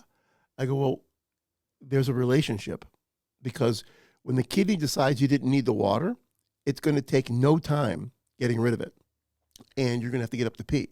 And they go, so it's very important for people to know that if you're a mouth breather or you don't have a humidifier, that having a dry mouth is not mean you're dehydrated. Now, if you're dehydrated, you may have a dry mouth. Right. I've had a dry mouth many times in my life, and never have I had one. Mostly doing comedy, and never have I had one moment of dehydration. So, you can get a dry mouth from being anxious or scared. Sure, it means a drink of water, but your body doesn't need it. You could put it in your mouth and swish it around and spit it out. Your body doesn't need it because if it did, it wouldn't pee it right out. So I tell people the kidney's pretty smart. If it's causing you to get up at night because it needs to pass urine, which is only water, 95% water or more, your kidney's telling you didn't need that water because if you did, I'd keep it. Right. And then, of course, the cornerstone, all patients that really are hypotonic have to be restricted at any kind of intake of hypotonic fluids. And so just the last slide I'm going to put the last slide up again for you. The last slide just sort of shows the difference between what a difference of brackets make. Okay, so you see what we have here is you look on the left column there is the parameter, and then sodium without the brackets is sodium, and sodium with the brackets, you see I call it free water. So the brackets, even though those look similar, which of these is not like the other? Yeah. Even though they look similar, those are two very, very different things. Oh, this is a good slide. And so what you have here is the measure is on the left is sodium versus free water. The physiology is regulator of the ECF volume versus the ICF volume. The assessment is for sodium is clinically on volume status. The assessment for water is with the measurement of the sodium concentration. You see nature knows this because there's two hormones that are separate for these. Aldosterone is your salt hormone and I call it anti-aquaretic hormone, anti-diuretic hormone, is your water thing. The inputs are salt status for sodium and thirst and ADH. So if you're salt depleted, you need sodium. If you're thirsty, or ADH is going to get stimulated. And I'll ask you a question. Is this in the poster? This wasn't in the poster. No, it's not in the poster. This slide is a fantastic slide. Well, it's one of my favorite slides. And it's not in the poster because the poster goes to a nephrology meeting where I'm hoping that every single person knows this. But for students, I think this is extremely helpful slide. But you always think of the concentration of sodium as the concentration. Of course, I know that means what, and you're thinking water. Right. But to call it free water is great. I love that. All right, now, and so there's different, and then the kidney has the different channels. There's the ENaC on the sodium side and the aquaporin on the water side. And I'm saying the disorders are the volemias and the tonicities. Correct. Okay, and the treatment is what you would think. Right. That's great. So I think if I could show medical students, so this is an example of the night before the board slide to look at. Yes, exactly. Just plant it in your mind, and then reproduce it before any questions come up. Exactly. And maybe one day take the time to learn it. But I have a question for you, Craig. Let's see. Let me put you on the spot for a second. Okay? Here's a question for you. Sure. Which happens first? Does when tonicity is going up, when you're losing water and tonicity is going up, which happens first? An increase in ADH secretion, or you feel thirsty? Oh, that's a very good question. So let me think through it. Here are your choices. Thirst is first. Yeah. ADH is first, or they're both at the same time. Well, I would say what happens when tonicity goes up is your osmoreceptors sense that change in the hypothalamus. But so does your thirst center, which is right next to it. In the hypothalamus. Right. Yeah. So they must be happening at the same time. ADH is produced already, and it's in the pituitary, ready to go. It's a very reasonable answer, and I would have thought that too. Okay. But here's the physiology. Let's have it. And this is again, it's why physiology is so great. So if I tell you that answer is wrong, okay, what would be your second choice? Oh, that thirst is first. Okay, one more try. ADH is first. Okay. And triggers thirst. And and that's wrong too. No, ADH is first. Okay. And then thirst. And here's why. Oh, wait. So hold on a second. Let's go back for a second. Yeah. The osmoreceptors, because the first thing that happens is the osmoreceptors shrink. Yes. Okay. When they shrink, what happens? ADH gets secreted.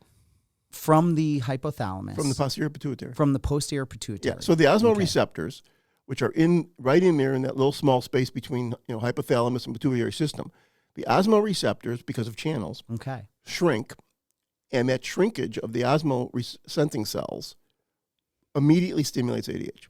Okay. ADH is first. Now, I'll tell you why. There's a cup, right? Over there, you got a cup, Yes. and here's a bottle of water. Okay. Now, which would you think first? If that cup had a hole in it, would you ask me to pour the water in the cup before you put your finger over the hole or after? Before. Yeah. No, you wouldn't. You'd say, you'd plug the hole first. Plug the hole first and then pour it in. And that's exactly why ADH is secreted first. Okay. First, tell the kidney. First, tell change conductance. Because if you change flow, change permeability. Because if you start to put water in yourself based on thirst first, and ADH hasn't come out yet, the water's going to go right into your urine. Okay. So look how beautiful the physiology actually is. ADH first. ADH first to then plug get the hole. person drinking. ADH first to plug the hole. Nice. Then pour the water in. Beautiful. Because then you keep the water. No, that makes sense. So in the days where water might be scarce, don't waste any. Have every drop that you drink stay where you want it. And so when you really think about it from a physiological point of view, the way to design the system is first have ADH come out, have the water reabsorption set up and stop the water leak, then pour the water in. Yes, perfect. And it makes perfect sense. It makes perfect you know what I call it? As usual. I call it physiologic. Yeah, physiologic. Physiologic. I love it. So yeah, I love this slide too. That's great. And the next slide, which is the last slide on this, really is to show our hero Homer Smith, who is the grandfather of kidney physiology. I just want to point this out. I love this slide. This slide tells me several things. First of all, this was from his 1951 book called The Kidney. I mean, when you write the book called The Kidney, you are the man. Yes. So he did his experiment on himself. He put a Foley catheter in his bladder, and he did two things. He said, I'm gonna track my urine flow rate under two conditions. First, I'm going to drink, and then he drank 1% sodium chloride, a liter. So he drinks the liter of sodium chloride. So look at the bottom curve where it's in blue, where it says saline. He drinks a liter of 1% saline, which is a little bit more than normal saline. And his urine flow rate doesn't change for hours. He should have weighed himself at the beginning and the end also. He did. I want to see the weight there too. And so what you're seeing there is that the body has a very sluggish response to doing anything about this. Yeah. He really doesn't. It takes him. It doesn't regulate sodium or total body sodium. No, it regulates it. It just doesn't do it in a quick feedback system. Yeah. So he won't excrete that saline. So he kept track of how long it took him to excrete all that saline that he took in. He didn't need it because he started off euvolemic. It took him 24 hours or more to get rid of it. This is exactly what happens to a woman who's having her cycle. The kidney will reabsorb the salt because that's when the kidney eats a Dorito. And then you drink the water to make that salt isotonic, and it stays around. Now, look at the difference when he drank the water. When he drank the water, immediately, as soon as he took the first drop of water in, tonicity fell. And as soon as tonicity fell, ADH dropped and turned off. And he excretes all the water in 2 hours. Now, that is a very quick response because you can fool around with the ECF volume. Right. But you cannot fool around with the ICF volume. And I think that brings the point also that this, like you said, the set point for these things, tonicity is very carefully regulated and not allowed to fluctuate it, even with big changes in our diet. Less than 1%. But as far as sodium goes, if you go on a high sodium diet, your weight's going to go up. Exactly. And it's going to go up significantly. It'll go up until you come into a new steady state. Right, exactly. Exactly. But this won't allow us come to a new steady state for our tonicity. Well, but what people don't think about is when people become, let's say somebody has SIADH, their sodium concentration starts to drop, but it doesn't drop to zero.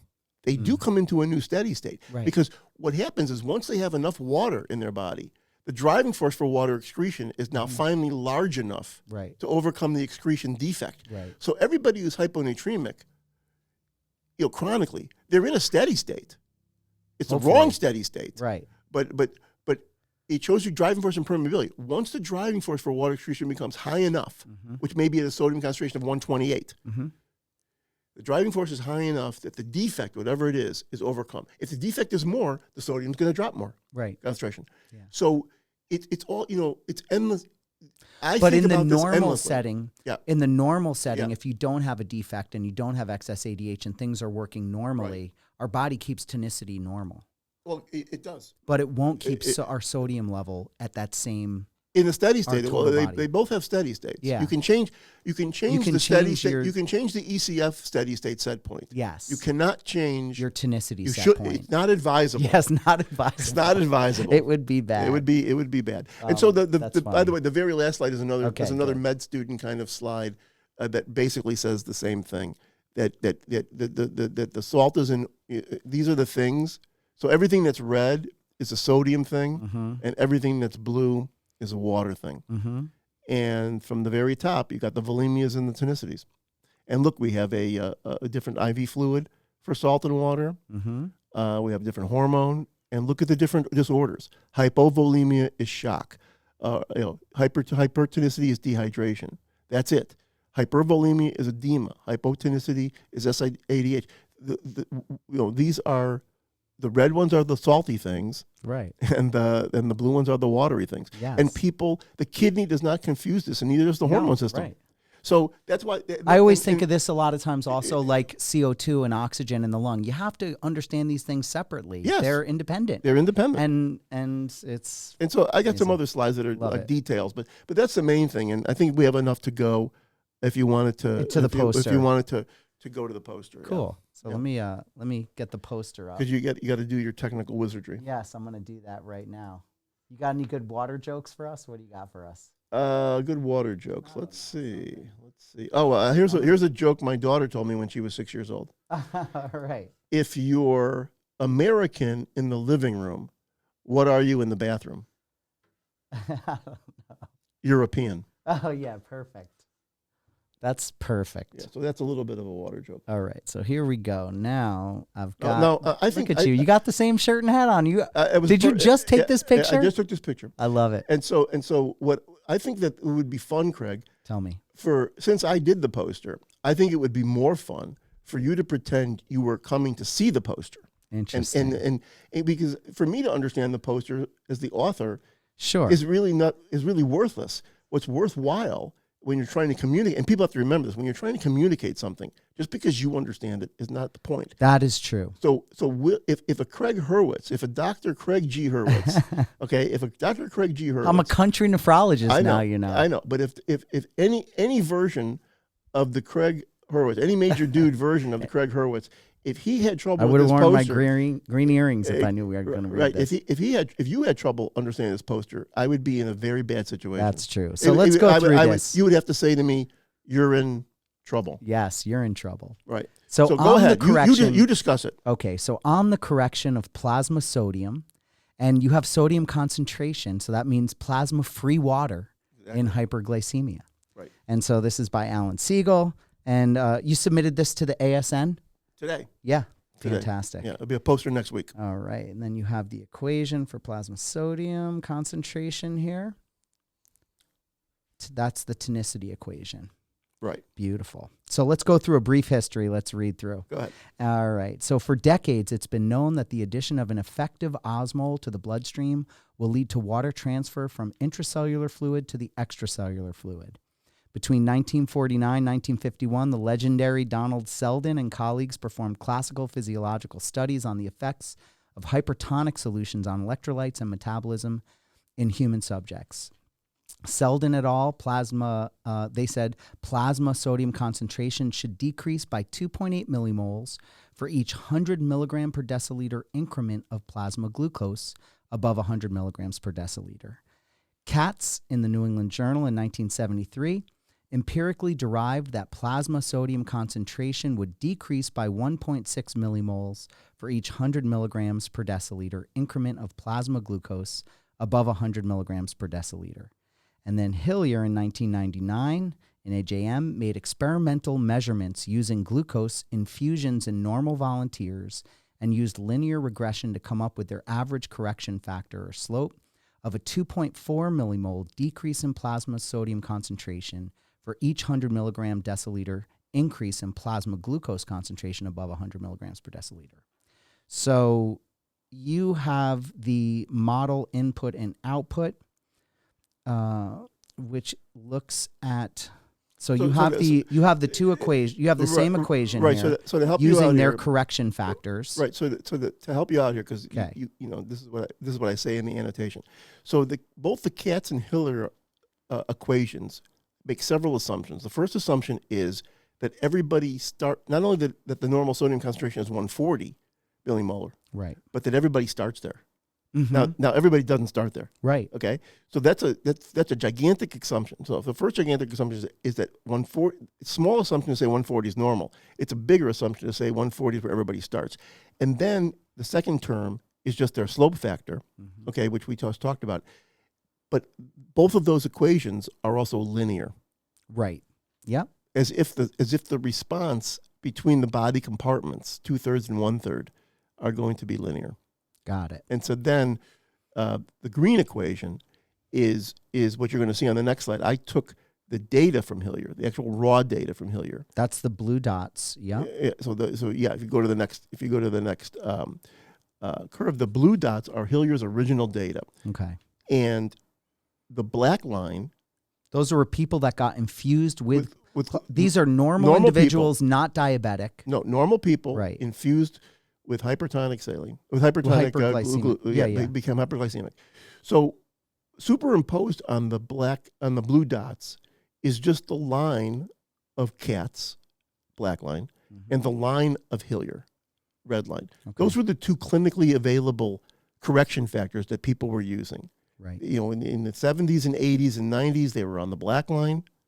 After 1999, everybody gave up the black line and went to the red line. Gotcha. But all they did was jump from one line to another line. The question is that okay? Mm-hmm. And so the dark green curve is that equation that's on the previous slide, the quadratic equation, second order polynomial. Mm-hmm. And I guess my question for you is, looking at the blue dots, Craig, between the black line, the red line, and the green curve, which if you could have any of them in your phone, which one would you want? Yeah, I think if you were best fitting these, first of all, you could figure that out by doing, mean square deviation, right? And you'd be able to kind of sort out what is the best fit. And I think if you best fit this in origin, it would be the green line, and that it is not a linear distribution. Right. And so look at the point of the one volunteer that got up to 800. Right. Okay. I mean, just that point alone, right, is not at all well fit by black and red. Mm-hmm. But green hits it. Yeah. And notice that even though by definition, Katz and Hillier, notice that by definition, black and red have to start at 140.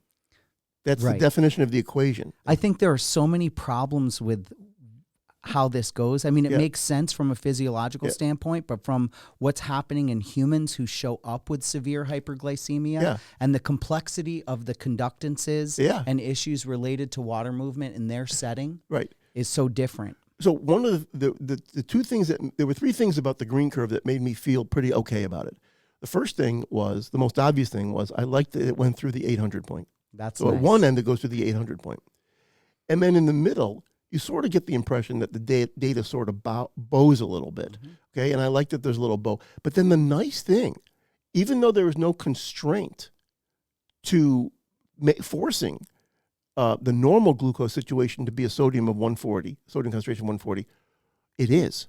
So the curve, so if you look at that equation, go back one slide, and look at the green equation, you'll see that the green, in addition to the quadratic terms, look at the very last term. Right. 140. Mm-hmm.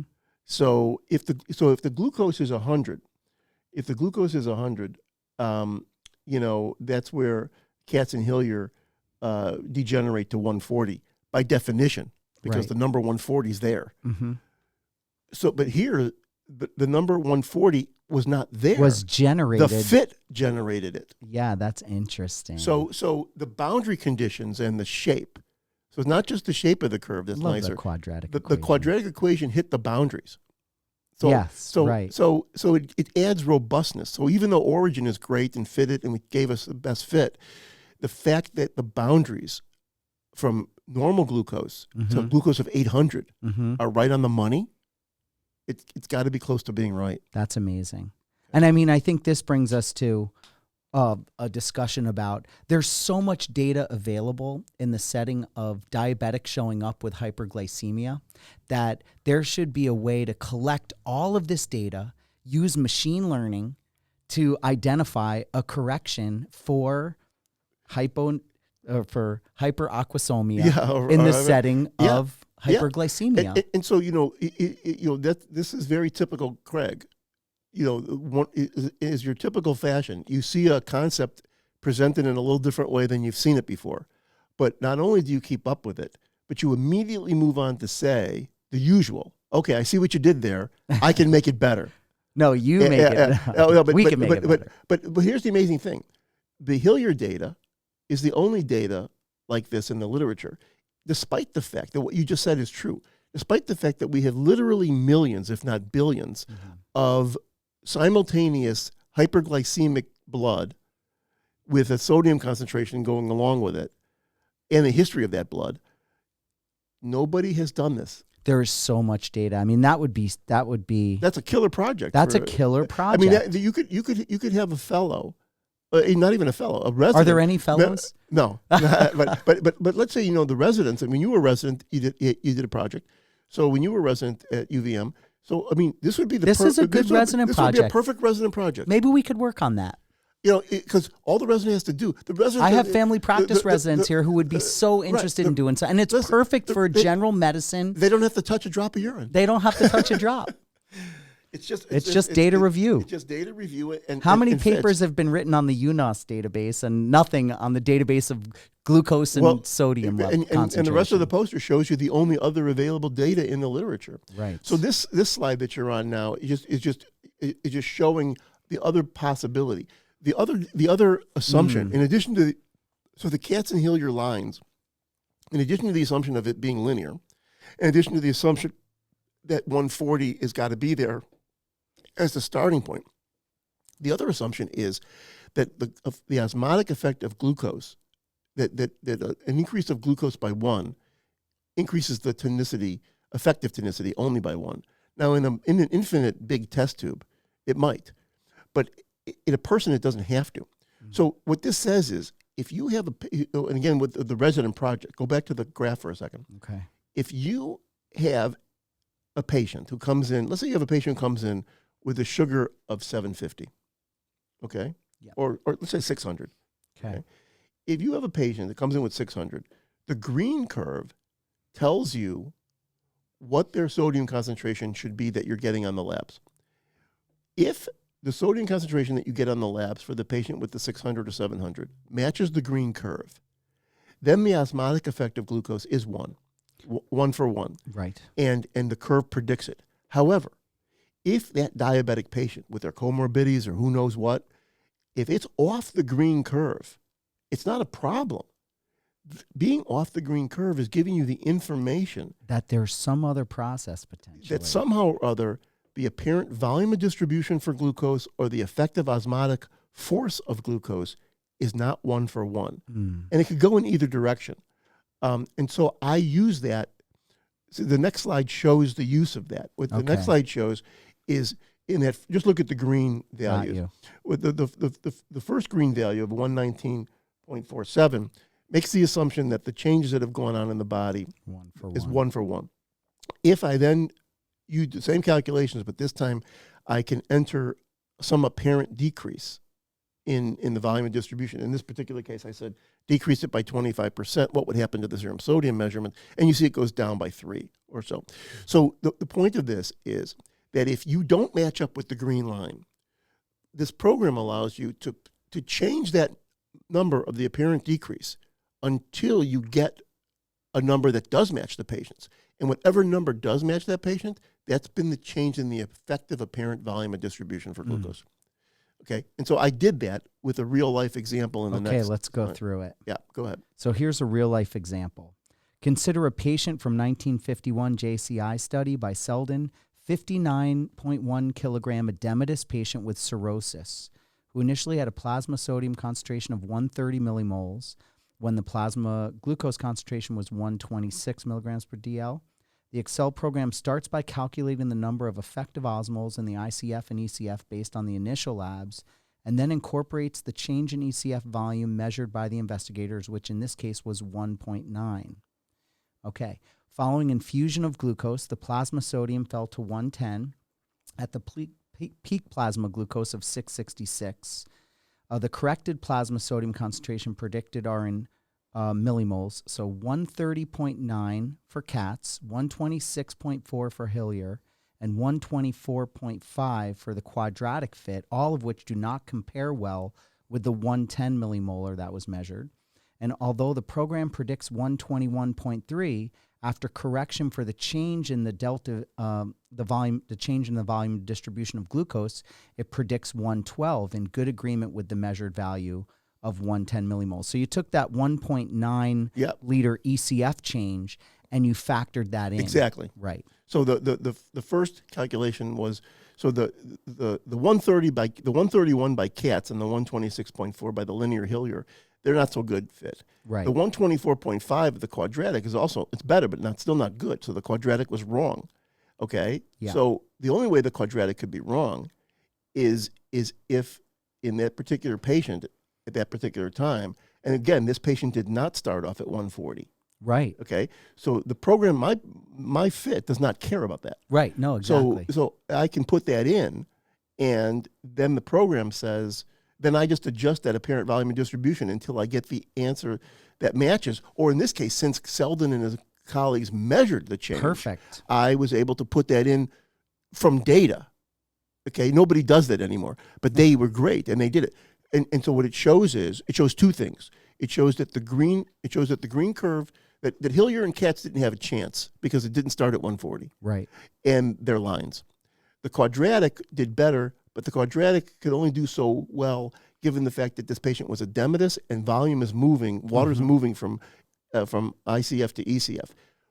Because they measured that independently, I just threw that in, and I was very happy to see how that improved the accuracy of the correction. Yeah. That's awesome. Yeah. So now here you apply the model to patients of Selden et al. From 1951. Patient number one there is the one one we just did. Gotcha. And what you see there is there's a scatter. Sometimes there's no adjustment necessary if you look at the last column. Okay. Sometimes there's no adjustment necessary. Sometimes there's a lot of adjustment necessary. It depends how careful their measurements were. Right. And this is back in the 50s where they weren't so, this is only 5-10 years after they could measure sodium concentration. Right. So I think this underscores the need to do this again. To do this better. Yeah, to do this better. And I think and to optimize. I'll tell you one thing. You get a family medicine resident or one of your residents to do this project with us, that person, I'm not saying that person would become pre-renal, but that person would understand, if that person says, why should I do this? Well, one reason is a nice project. The second reason is you will understand hyponatremia and never use it because you'll use it for the rest of your life. Right. So I think that's the advantage. So now we come to this. That's just a table of data. Good. So summary. Yeah. Previous equations assume that the relationship between the decrease in plasma sodium concentration, or free water, with rising plasma glucose concentration is linear, which is quite unlikely. Indeed, this nonlinearity is apparent in the original data of Hillier et al., which is fit better by a second-order equation. Corrected plasma sodium concentration equals negative 2.65 times 10 to the fifth. This is your equation, so that's awesome, and you come up with 140 there. And in addition to linearity, previous equations also presume the patient was normonatremic prior to hyperglycemia and that the volume of distribution for glucose remains constant. Here, a model is proposed that takes these issues into consideration, which can be adjusted to account for changes in the apparent osmotic effect of glucose. So conclusion, now that making numerous calculations can be easily and efficiently performed with apps most physicians have on their smartphone, it's proposed that equations with linear correction factors be replaced by this new program to predict or correct the measured plasma sodium concentration in the presence of hyperglycemia, and you put your references here. Right. Awesome. So let's talk about alternative going forward. In light of the above, it may be better to simply measure plasma osmolality, electrolytes, the glucose concentration, and BUN, and then calculate body tonicity, as body tonicity equals the tonicity equation with a normal range of 293 plus or minus 5 milliosmoles per kilo, which brings us to the tonicity disorders, which is what these are. Right. Fantastic. I love the poster. So the whole poster, if you see the whole poster except the last slide is the sword guy. Yes. And the last slide is Indy. Right, exactly. That's it. That's awesome. Yeah.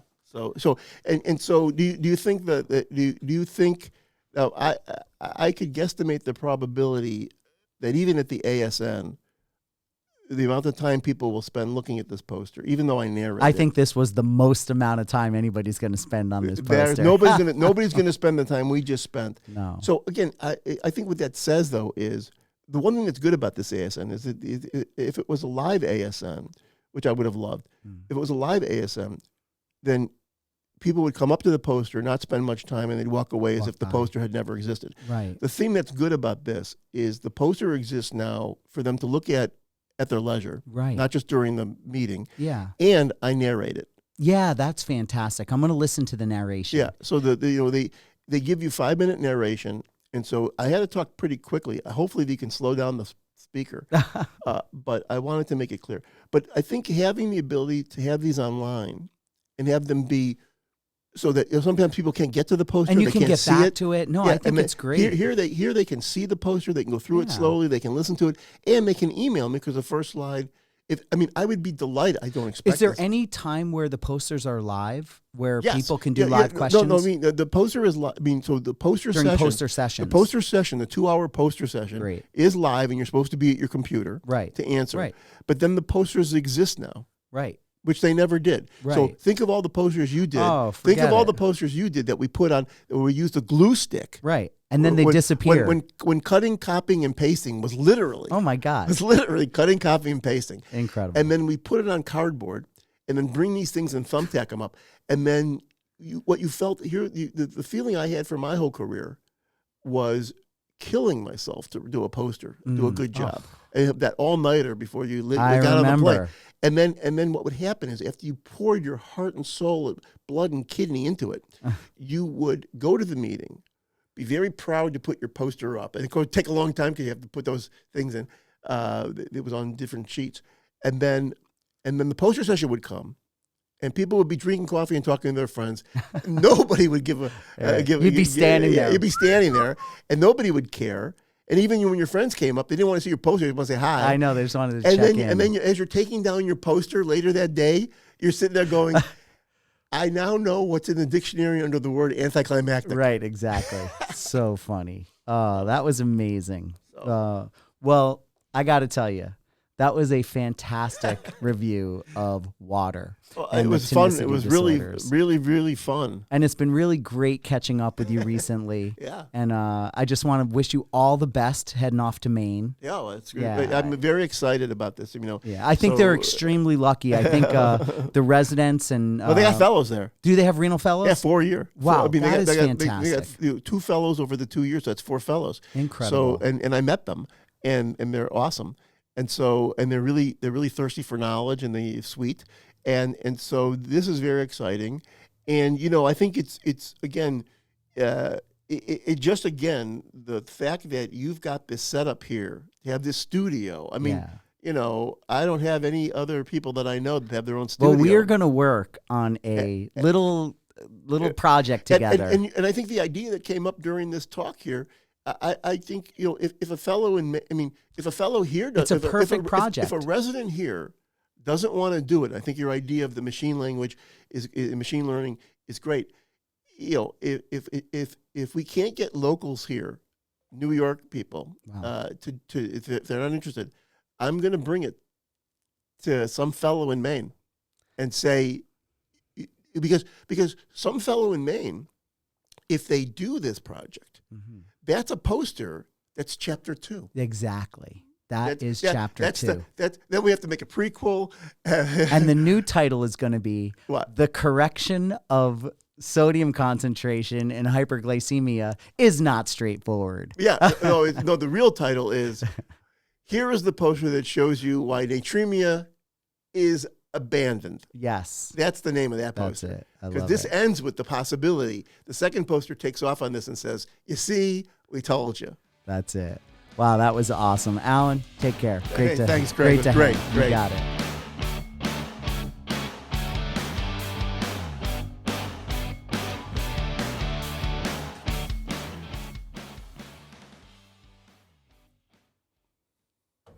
Well, I'm glad you're not telling me now that you forgot to push the button. Oh That my God. that would be hard to do